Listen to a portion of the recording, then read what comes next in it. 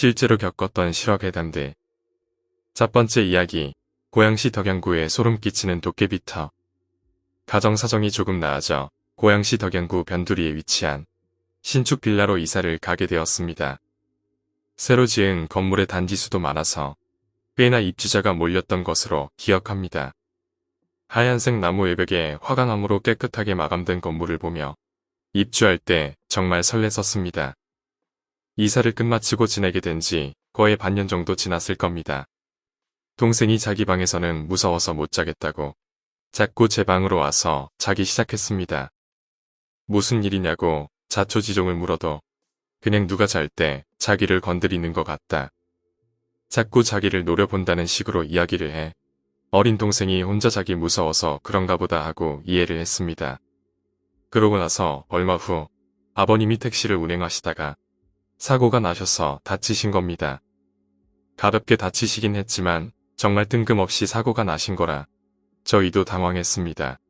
그리고 얼마 후 악성 빈혈로 진단을 받고 병원을 다니던 막내 외삼촌이 백혈병에 걸리셨다는 소식이 들려왔습니다.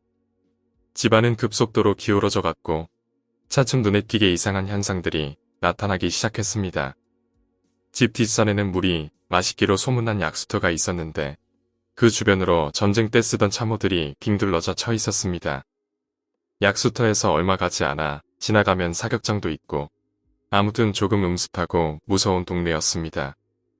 어느 날 새벽에 너무 더워 잠에서 깬 저는 약수터에 가려고 가방에 물통들을 주섬주섬 넣고 약수터로 향했습니다. 새벽 5시쯤 해가 뜨려고 하늘이 푸르스름하게 변했을 때라 조금 무섭긴 했지만 산바람이 너무 시원해서 계속 걷게 됐습니다. 약수터로 올라가는 중턱길에서 전 가방을 던지고 집으로 달리기 시작했습니다. 중턱 커다란 바위 위에 푸르스름한 불꽃이지만 정말 차가워 보이는 불덩어리 2개가 둥둥 떠 있던 것입니다. 집에 헐레벌 뛰어와서 주무시던 할머니께 도깨비 불을 봤다고 울먹이며 말하자 할머니는 괜찮다고 안아주시더라고요. 그리고 다음날 저녁 고모네 식구와 점심에 외식을 하게 돼서 온 가족이 나가게 됐습니다. 불을 모두 끄고 문단속을 철저하게 하고 나갔었죠. 시간은 흘러서 오후 7시쯤 해가 뉘엿뉘엿 질 쯤에 집으로 올라가는 언덕 어귀에 도착했습니다. 갑자기 어머니께서 그러시더군요. 집에 불이 전부 켜있어. 도둑이라도 들었나봐. 깜짝 놀란 저는 집으로 달려 올라갔습니다.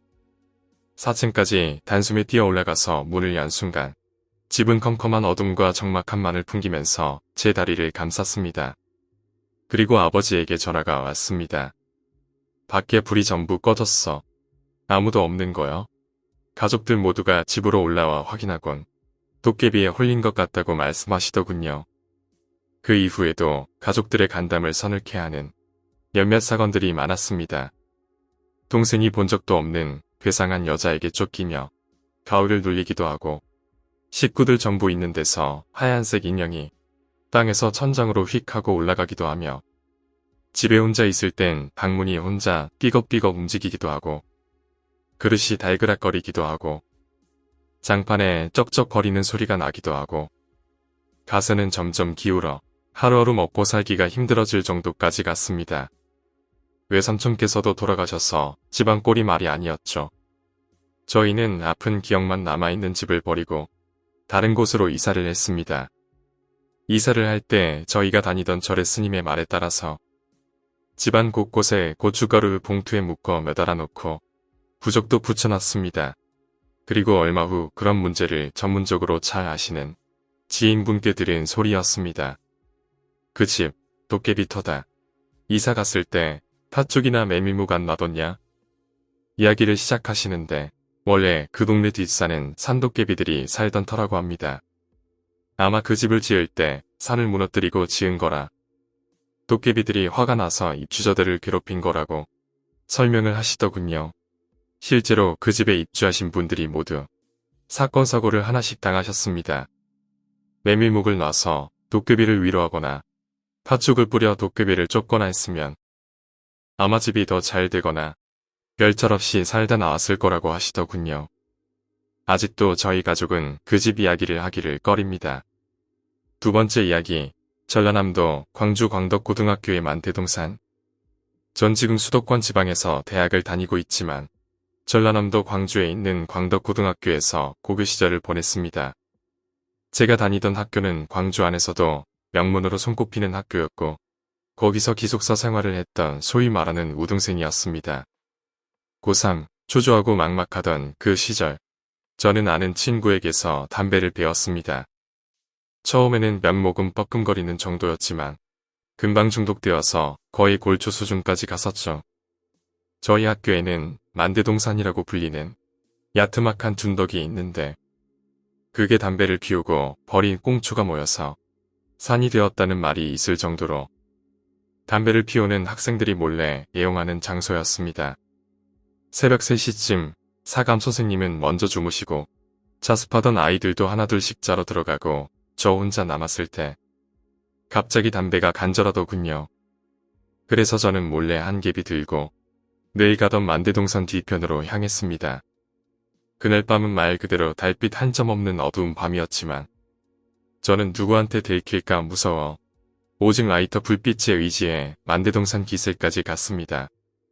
그리고 늘 그랬던 대로 만족스럽게 담배에 불을 붙이고 한 모금 빨아들이는 순간 저 멀리 누군가가 제게 손짓을 하더군요. 주위가 너무 어두워서 얼굴은 보이지 않고 그냥 손을 까딱거리는 흐릿한 형체만 보였지만 저는 순간 사감 선생님에게 흡연 사실을 들킨 줄 알고 가슴이 덜컹했습니다. 전 모범생으로서 흡연과는 거리가 먼 학생으로 선생님들께 알려져 있었거든요. 전 조마조마하면서 계속 숨만 까딱거리는 사람이 있는 곳으로 걸어갔습니다. 그런데 그 사람은 마치 자신을 따라오라는 듯 으슥한 곳으로 걸어가더군요. 저는 속으로 아무도 보이지 않는 곳에서 때릴 생각인가라고 생각하고는 그냥 그 사람을 쫓아갔습니다. 그런데 그 사람은 중학교 건물 근처로 가더니 눈앞에서 스르륵 사라져버렸습니다.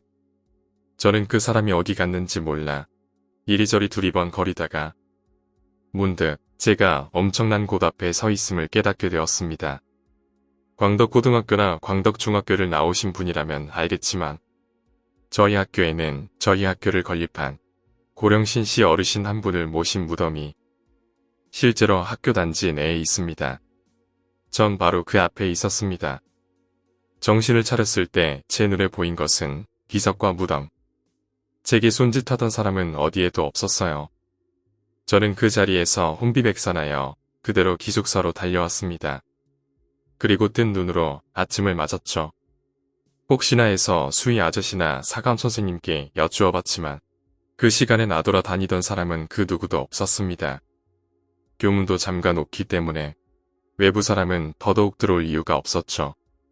과연 그 어둠 속에서 무덤까지 저를 인도한 사람은 누구인지 저로서는 알 길이 없습니다. 그 후 저는 담배를 끊었습니다. 제 의지로 끊었다기보다는 마치 기숙사 내에서 누군가가 계속 저를 주시하고 있다는 생각이 들어 끊을 수밖에 없었습니다.